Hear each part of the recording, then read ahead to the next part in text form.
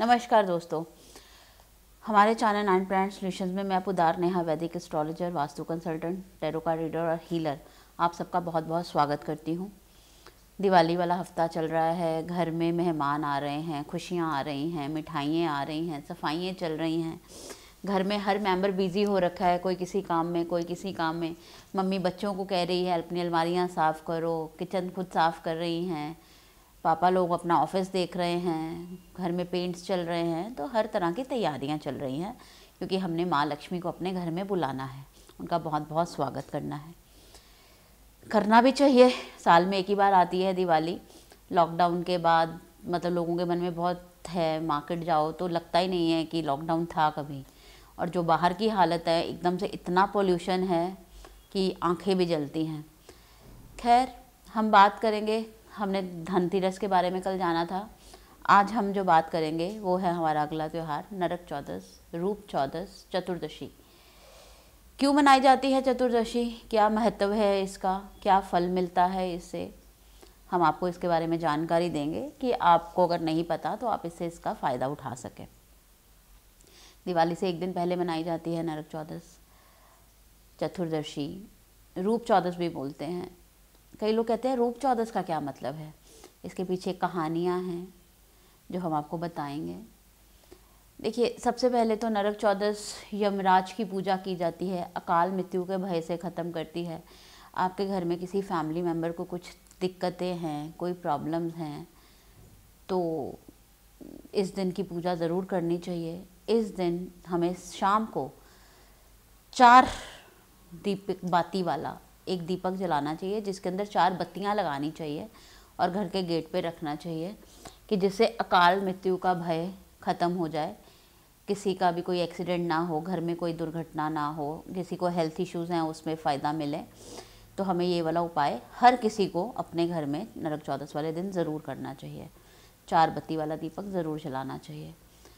उसके बाद इसी दिन भगवान श्री कृष्ण असुर नरकासुर से जीत के उन्होंने उनके बंदी गृह में 16,000 जो 100 कन्याएं थीं उनको उस बंदी गृह से मुक्ति दिलाई थी। और समाज में लोग उन औरतों पे, उन लड़कियों पे उंगली ना उठाए, ये ना कोई कहे कि ये असुर के वहाँ से आई हैं, ये ऐसी हैं वैसी हैं। तो भगवान श्री कृष्ण ने सत्यभामा की सहयोग से उन सब लड़कियों के साथ व्यवहार रचाया था। देखिए, हमारे हिंदुओं की कथा में ना लोग इस चीज़ को ना अलग तरफ से ले जाते हैं, या लोग कह देते हैं, कई हमसे बात करते हैं कि आपके भगवान ने भी तो 16,000 शादियाँ की थी। तो देखिए, उन्होंने शादियों का पीछे मतलब क्या था, उन्होंने शादियाँ फ़न के लिए नहीं की थी, उन्होंने किसी को हरास करके या परेशान करके या खूबसूरती के लालच में नहीं की थी कि मुझे औरत चाहिए। उन्होंने ये सोच के शादी नहीं की थी। उन्होंने उन सब औरतों को अपनी शरण में लिया था कि कोई उनके ऊपर उंगलियां ना उठा सके, क्योंकि उस ज़माने में कोई लड़की किसी के घर एक दिन भी रह जाती थी तो लोग उस पर 100 लांछन लगा देते थे। सीता मैया की वो कहानी तो हम सबको पता ही है। तो 100 नॉर्मल लड़कियां, 16,000 लड़कियां, मतलब उन सबको यही था। तो उन लड़कियों को समाज में इज्जत से ज़िंदगी जीने के लिए हमारे भगवान श्री कृष्ण ने इतना बड़ा स्टेप लिया था कि वो लड़कियां सर उठाकर अपनी ज़िंदगी जी पाएँ। ये उसलिए भी दीप मनाया जाता है। इसके लिए एक और स्टोरी है। एक राजन थे, उन्होंने अपनी ज़िंदगी में कोई भी पाप नहीं कर रखा था। तो यमदेव दूत आए उनको लेने, उनको कहते हैं आपको नर्क लेके जाएंगे। राजन हैरान, मैंने तो ज़िंदगी में कोई पाप नहीं कर रखा, आप मुझे नर्क क्यों लेके जाना चाहते हैं। तो उन्होंने बोला कि आपने एक भूखे ब्राह्मण को खाली भेज दिया था अपने द्वार से, इसका आपको फल मिलेगा। तो जिसके लिए आपको पहले थोड़ा टाइम नर्क में, उसके बाद आपको वहाँ पे शिफ्ट किया जाएगा। तो राजन को बड़ा पछतावा हुआ कि ये भूल मुझसे, इतनी बड़ी भूल मुझे कैसे हो गई। राजन ने यमदूत के हाथ जोड़े, उनसे प्रार्थना की। देखिए, वो सतयुग था, पॉसिबिलिटीज़ थी। तो यमदूत से टाइम मांगा और उन्होंने दिया। तो राजन ने उसी दिन ब्राह्मण को भोजन कराया।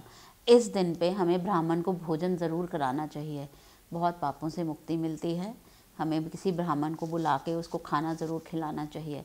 उसके बाद उस राजन को विष्णु लोक में स्थान मिला, क्योंकि उन्होंने ज़िंदगी में कोई पाप नहीं करने चाहिए थे। क्योंकि देखिए दोस्तों, जो भी हम कर्म करेंगे ना, उनको हमें भोग के ही जाना है इस दुनिया से।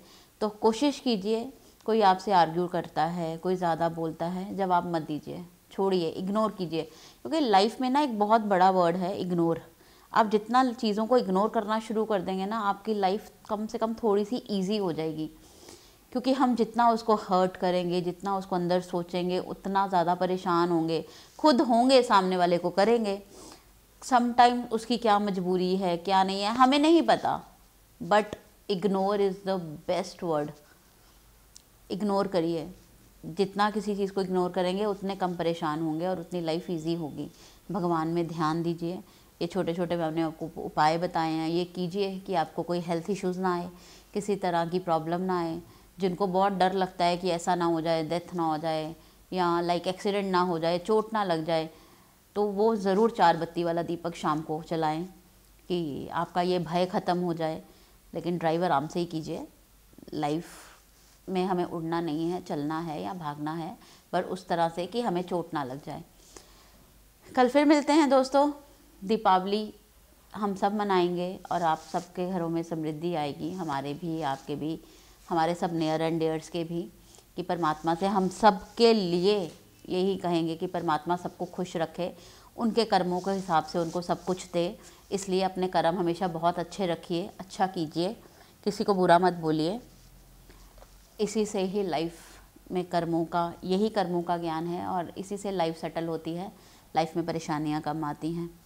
धन्यवाद दोस्तों। दोबारा मिलती हूँ कल अगली जानकारी के साथ। तब तक के लिए आज्ञा दीजिए। धन्यवाद।